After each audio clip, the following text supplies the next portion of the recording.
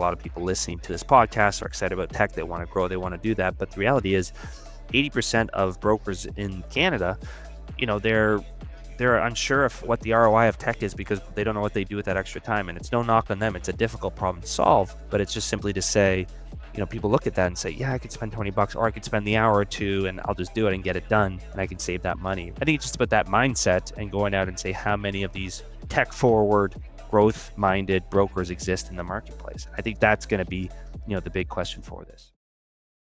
Hello, everyone. Welcome back to another episode of Mortgage Tech Talks. Today, I'm excited. This is an exciting episode for me because today I get to talk about not one, not two, but three brand new startups, mortgage tech startups that I came across in the past couple of weeks. It's just great to, see these new ventures, new companies doing really exciting things. So I go through each of them. I try to break down probably where they came from, what they're trying to accomplish. And I think the big things they'll need to do to really succeed in the marketplace, both for consumers, for brokers, for really anybody in the channel. So I break it all down. So if you are someone who wants to learn about new tech in the industry, or maybe even starting to think of a way that you can start a business, a mortgage tech business yourself, I think this can be a great episode for you. We'll see you on the other side.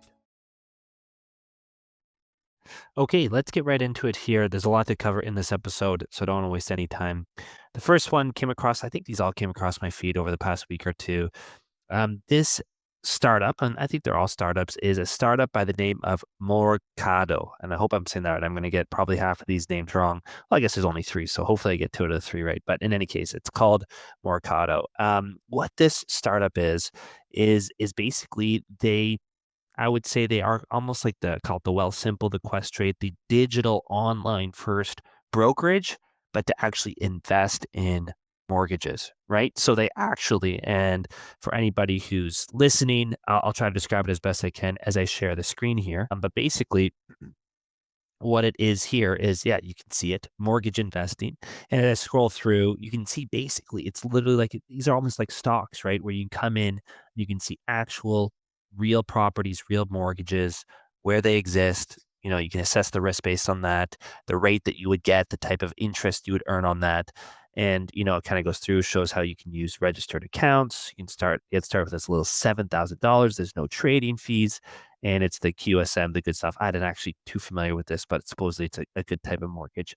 So it's really trying to be that. I really quickly kind of tried to log in, get started. It does kick me over to a sign up form. I think they actually want you to talk to someone, and maybe that's okay. That's probably a good way to start. But it's a cool kind of way to do it. I think not too much here, other than the fact that one kind of interesting thing. It looks like this lady here, Amanda Maggie. I don't know her. I've never met her. She seems to be running it, but she's actually is and still is the chief growth officer at True North Mortgage. And if you do actually go on this page, they don't make that any secret. You can see right here that it's a True North Mortgage company. So I think it's just something to kind of call out where, hey, these people in the industry are realizing a real problem. People wanting to get in. I probably understand there's probably a lot of liquidity, right, in the masses, the retail investors, so to speak, as opposed to, going around to maybe a bit more big institutional type investors, financial advisors who can aggregate big money, actually just going direct right to the consumer. They're hoping to probably tap into some liquidity there. And so it's interesting. I'm going to pay attention to it. I'm going to see kind of what's going on there. And it looks like I don't call it a side hustle. I don't know the nature of it, but it looks like, hey, this team is part of True North. They're keeping kind of the role there, but they're starting this new thing. So we'll keep an eye on it there. So that's the first one there. That was, I guess, a very, very quick summary.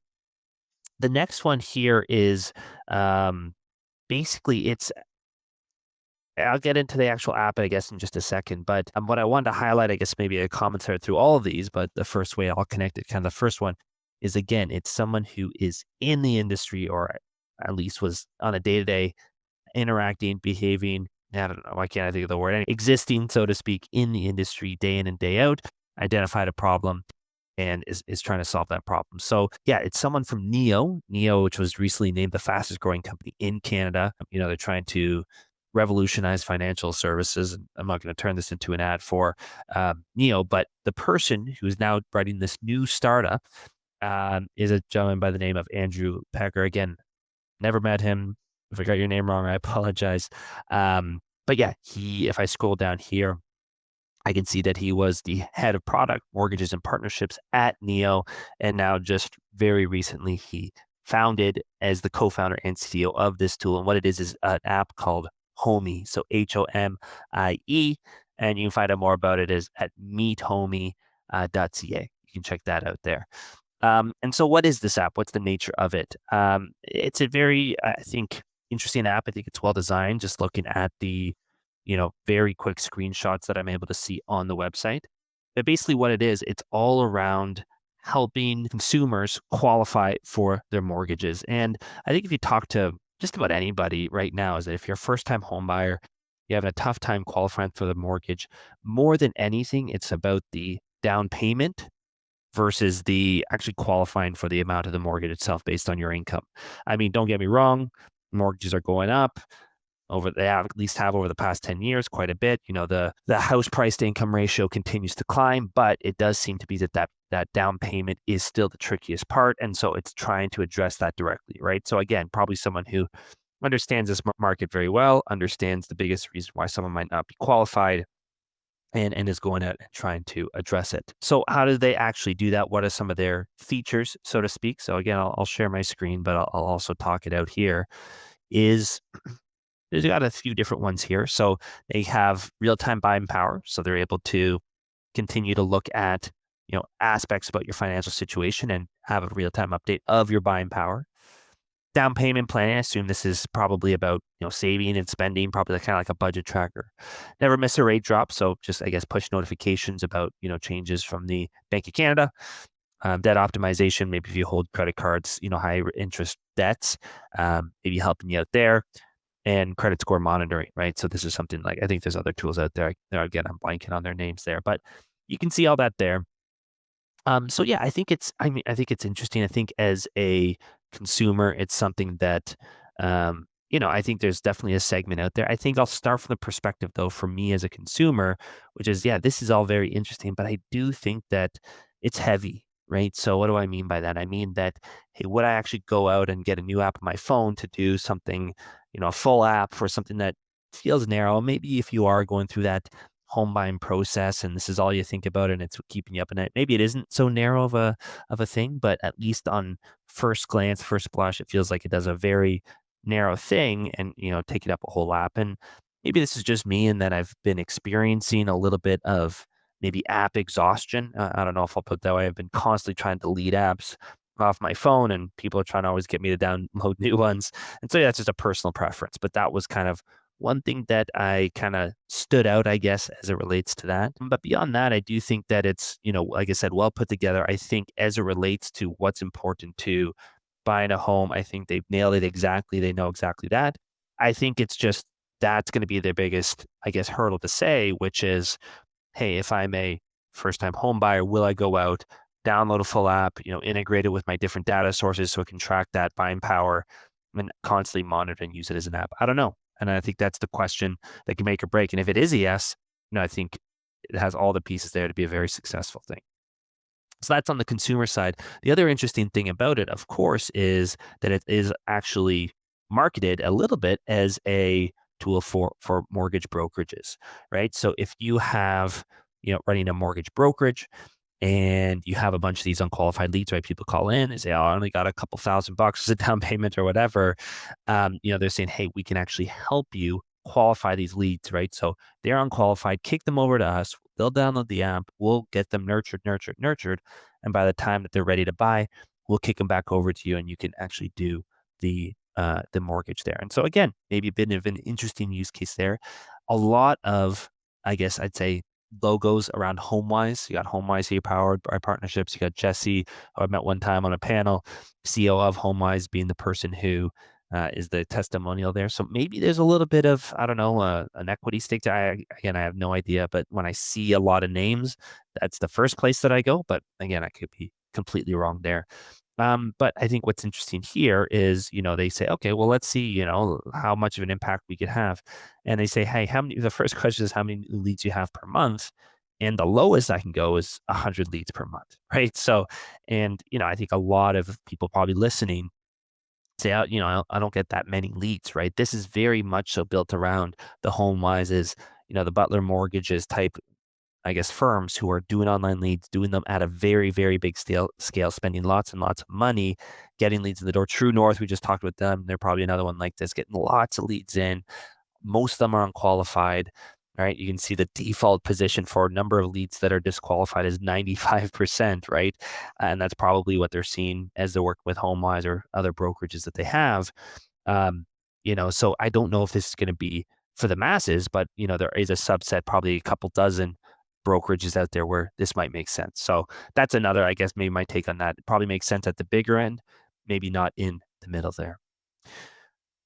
Okay, that is, I guess, startup number two. Now, the third one and the common thread that we're weaving through all of this is started by folks who, I guess, no longer are directly in the mortgage industry, but now are building tech for people in the mortgage industry. So again, it's that type of scenario. People who were living it day in and day out, saw a problem, and now are trying to fix it. So what it is a company.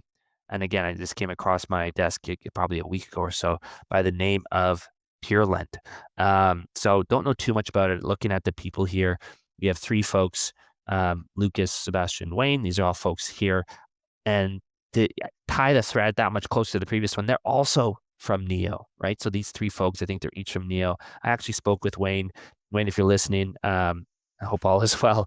But in any case, I talked to him quite a few years ago for various things. But in any case, this is all a team coming from Neo. So probably a group of people who saw a problem as they were working there. The Neo thing, I don't know. I mean, it's kind of interesting that two out of the three here are ex Neo. Probably means two. Probably two things. One is, hey, there's a lot of ambitious people, a lot of really smart people who have been recruited and work there, and they're probably doing some really exciting things. But is there, I don't know, trouble in paradise, so to speak? I don't know. Again, I'm not going to speculate, but it seems, I'd say two is a coincidence. Three, if I get a third one, maybe then I'm going to be a little bit more ears up about it. But who knows, right? It's just kind of maybe a coincidence. We'll chalk it up as that for now. That both of these apps are from ex Neo employees. So what does it do? I mean, I'll I'll stop here, stop sharing for a sec. But basically, what it is, it's all around. I mean, if I look at their homepage, it's basically talking about simplifying the tasks related to really, I would say documents. I mean, at the end of the day, documents are such a pain. They're such a huge part of the mortgage process, and they really kind of try to address so many different parts of that. So let's get into those specific, I guess, features. Just I'll quickly share my screen here. What I loved what they did with the features as I bring this up here is they did a full loom. I absolutely love that. I love that there's, no ambiguity. I can literally go in features and I can watch this is a 3-minute video. This is a 6-minute video. This is a whatever, it doesn't matter, 3-minute video of literally each of their different features. Right. So you have doc organization, and I'll watch this one briefly. It's about getting docs in there, and they'll literally rename it. It'll read the doc and they'll say, okay, name it properly, paste up from this period to this period, this person, whatever. Down payment verification, make sure that they come from verified sources and that there's no, large deposits that might, be a compliance issue. Income verification, making sure that the income reported is actually what it needs to be or what they say. And then we talked about fraud already, detection, multiple borrowers. Then here, hey, they say, which is interesting, document collection. We'll get back to this in a second. It's coming soon. It's not there yet, but they're talking about having an actual doc portal with automatic reminders, with status tracking to actually have your borrowers log in and use it. So I'll stop sharing there. Like I said, I really, really like that I had that loom there. I think it's a great, great tool. I mean, that's how people buy things these days. They don't want to talk to someone. On the first one I did, probably because there's regulatory issues, but to actually use the Mercado tool, I have to actually talk to someone. I can just sign up. Here I don't have to talk to anyone. I can literally learn all about the app without talking to anyone. People don't want to do that anymore, right? So I really, really like that. I think the question though of all these is just the level of success that they're going to have. And what I'll say is a couple things to that. First of all, it does seem that they are first focused on brokers. I think that's a good idea, right? They have brokers and lenders on their website, but if you want to try and get in a lender, that's going to be like 2-year process, tons of diligence, board meetings, this, that. It's probably very tough. I don't know. I've never sold to lenders, but I'd imagine it's at least big lenders. You have mixed, smaller lenders that might be a little bit quicker. But brokers are much quicker, right? They make decisions. They are the user and the decision maker and the CFO, the person paying the bill. They're all in one, right? So you can make these decisions very quickly and get feedback from clients very quickly. So I think it's a great, great idea. I mean, that's what we did. to start with the broker channel. So I think A plus there, and it matches, like I said, why I think it is, because their pricing is all based around brokers, actually. So that kind of makes sense. I think the biggest thing to kind of say is that if I look on the pricing page and I'll go to monthly, their lowest rate is $100 a month, and that does 5 apps a month, right? So what does that break down to? About $20 an app for 5 a month, and that's kind of the math there. So I think that's a right range to say, hey, you know what, the average broker might do 5 apps a month out there. That's probably right. And then they scale up. You can get up to 30 apps a month if you're a full brokerage doing really high volumes. But in any case, that 5 is probably the right thing. But the big question is just the pricing, right? Do I think it's worth it? Do I think they probably save? A broker would use that time by using an app like this? Probably. I haven't used it, so I can't say for sure, but $20 an app isn't so much, especially, if you look at the back end, how much you make, maybe not per closed application, right? $20 seems like a drop in the bucket. But with that said, I draw a lot of parallels to kind of the Snap NOA, this automated doc collection world that still kind of exists. It was a lot bigger a few years ago. There's been some, controversy around it, but I looked at that and they charge about the same. They charge about $15, $20 to actually go out to the CRA and get docs. So again, save a ton of time as it relates to doc collection. And I saw a lot of friction, I guess I would say, as it relates to that. People not wanting to go out and actually pay to get this done, even though it is going to save them a ton of time. I guess it's one of these things where brokers probably look at it and say, yeah, but what am I going to do with that extra time? And I think it really comes down to a question of, the nature of brokers out there. I think a lot of people listening to this podcast are excited about tech. They want to grow. They want to do that. But the reality is 80% of brokers in Canada, they're unsure of what the ROI of tech is because they don't know what they do with that extra time. And it's no knock on them. It's a difficult problem to solve, but it's just simply to say, people look at that and say, yeah, I could spend $20 or I could spend the hour or two and I'll just do it and get it done. And I can save that money. I think it's just about that mindset and going out and say how many of these tech forward, growth minded brokers exist in the marketplace. I think that's going to be the big question for this. Thinking about Snap NOA, something just popped in my brain. It's like maybe the unlock here is to partner up with one of the big deal submission platforms. Go to the Velocity, the Filogics, the Finmo, the Boss, the Scarlet, these types of tools that are making big money, saying, let's partner.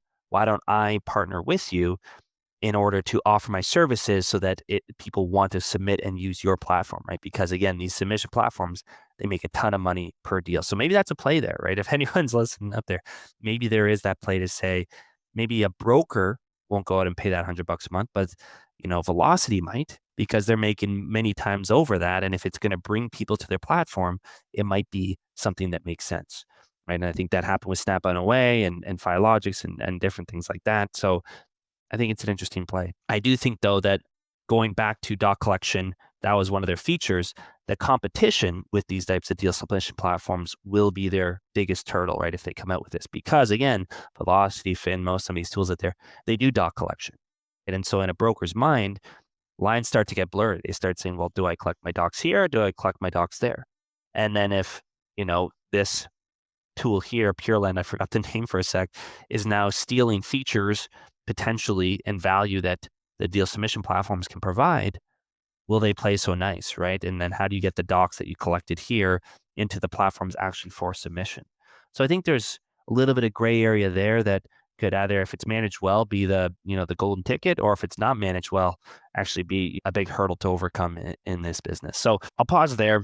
I think first and foremost, I wish all these startups the best of luck. I love startups. I love entrepreneurship. If there's anything I can do personally, come on the podcast, please do. I'd love to talk to each of you about what you're doing to improve the Canadian mortgage space. So kudos to you. Great job. If I was overly critical, I apologize. I just try to call balls and strikes as I can on this podcast, but well done. And I also think it's just an exciting time in the industry. We've gone through a bit of a winter. There's a couple of weeks, couple episodes where like, geez, what am I going to talk about this week? But just in the past 2 weeks, I said 3 brand new mortgage startups. I think people are really starting to say, hey, this industry is turning around. Maybe we're in a new paradigm, but people are getting used to it. People are now ready to invest. People are now ready to do things that make it better, not waiting for rates to change or whatever. They're going out and they're building, which is, I think, just great to see. So I'll leave it at that. Thank you everyone so much for listening, and we'll see you next week.